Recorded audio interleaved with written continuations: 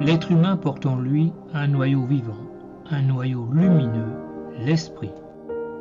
Issu des hauteurs lumineuses, le germe d'esprit a quitté sa patrie voici des centaines de milliers d'années, pour s'incarner dans les plans de la matière et donc également sur Terre.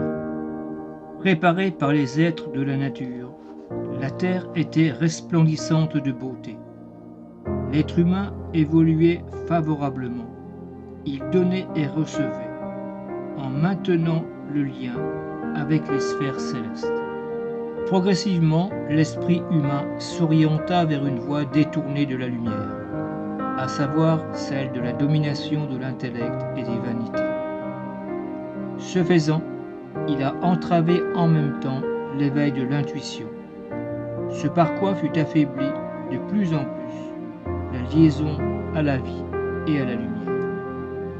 Errant dans le désert de ses certitudes et de ses incompréhensions, l'hôte de cette création vit sombrer la Terre loin de son orbite originelle.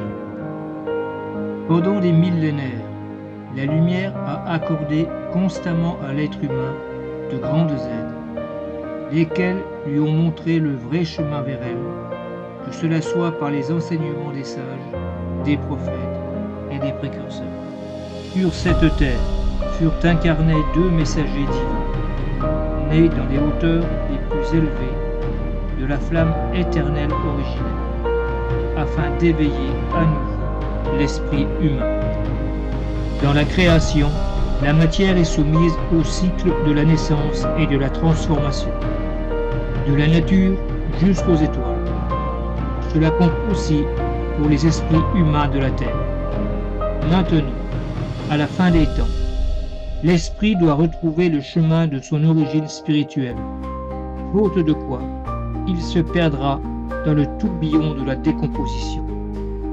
Les portes de l'existence, en dehors de l'espace et du temps, où se trouve l'éternité, l'infini et la vie elle-même, l'esprit doit les sonder avec sa libre volonté. Dans la reconnaissance de lui-même et l'aspiration à la lumière, alors il retrouvera sa patrie qu'il a quittée voici des millénaires. Autrement, il s'égarera dans le labyrinthe de la matière et se perdra dans l'immensité inhospitalière de l'univers. L'esprit doit ici devenir un étranger. Bien ailleurs se trouve sa véritable patrie.